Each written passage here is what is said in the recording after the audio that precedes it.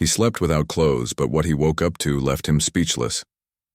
The heat inside the small escape pod was unbearable, and Jake Murphy had stripped down to nothing before collapsing onto the cold metal floor, and the emergency systems had failed hours ago, leaving only the dim red backup lights flickering in the darkness. And he did not care anymore because exhaustion had finally won. When his eyes opened, everything felt wrong and soft, and the air smelled like flowers instead of recycled. Oxygen and something warm was pressed against his chest, and he looked down to find blue skin and silver hair cascading across his body. The alien woman was curled against him, sleeping peacefully, and her breathing was slow and steady, and she had 4 arms, and 2 of them were wrapped around his waist while the other 2 rested near her face, and her skin shimmered like moonlight on water. Jake froze because moving might wake her, and he had no idea what was happening or where he was, and this definitely was not the escape pod anymore.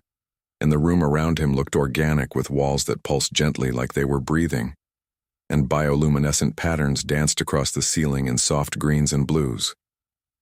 The woman stirred, and her eyes opened, revealing irises that were completely golden without any white, and she looked at him with an expression he could not read.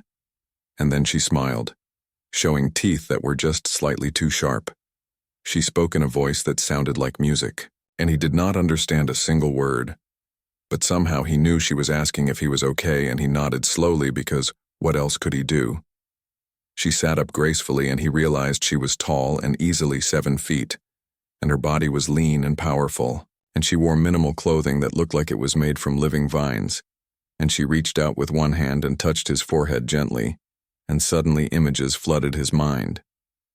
He saw his pod drifting through space, and he saw her ship finding him, and he saw her people bringing him aboard and removing him from the failing life support, and he saw them placing him in this healing chamber, and he saw her volunteering to stay with him because humans needed warmth and contact to heal properly, according to their scanners.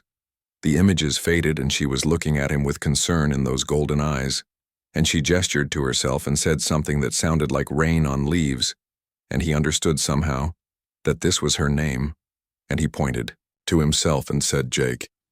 She repeated it carefully, and her accent made it sound exotic and beautiful, and she smiled again and handed him a piece of cloth that unfolded into a simple garment, and he took it gratefully and wrapped it around himself. She stood and offered him a hand, and he took it, and she pulled him to his feet easily, and he stumbled because the gravity felt different, and she caught him with 2 of her arms and steadied him, and her touch was surprisingly gentle.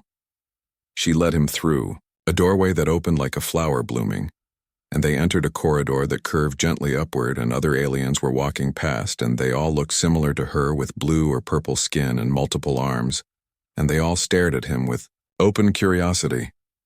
One of them approached, and she was shorter than his companion, with darker purple skin and bright green hair, and she spoke rapidly, and his companion responded, and they seemed to be arguing, and finally the purple one looked at him and bowed slightly before walking away.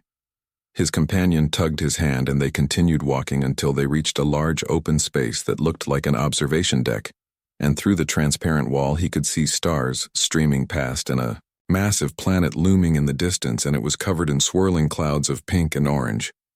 She pointed to the planet and then to him, and he understood they were taking him there.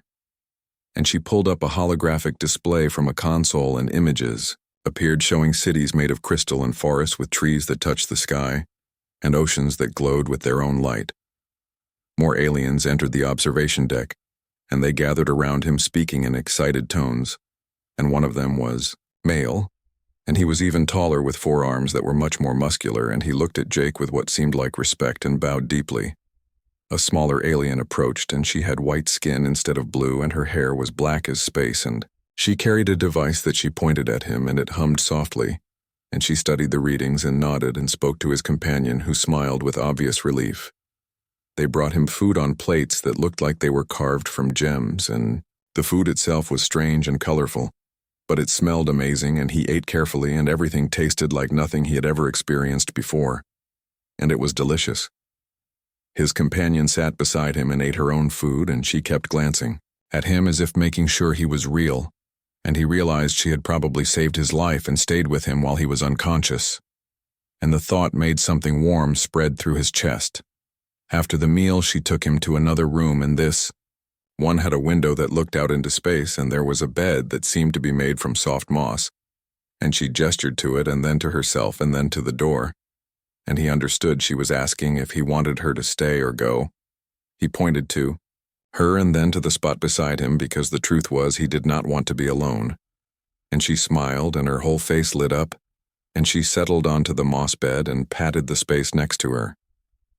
He lay down beside her, and she draped one arm over him carefully, and her skin was warm despite its alien color. And she started humming a melody that was so beautiful it made his throat tight, and he felt his eyes growing heavy. As he drifted off, he thought about how his ship had exploded and how his crew was gone and how he should be dead, and how instead he was here with this strange and wonderful being who had held him while he healed and who looked at him like he was something precious. The last thing he felt before sleep took him was her hand gently stroking his hair and her voice still humming that impossible melody. And he realized that maybe being lost in space and being found by aliens was not the worst thing that could have happened, and maybe this was actually the beginning of something he could never have imagined when morning came. If there was such a thing as morning on an alien ship, he would learn their language and learn their ways, and learn about the woman who had saved him and whose name sounded like rain and who had 4 arms that could hold him like he was the most important thing in the universe, and maybe he would even learn to call this place home.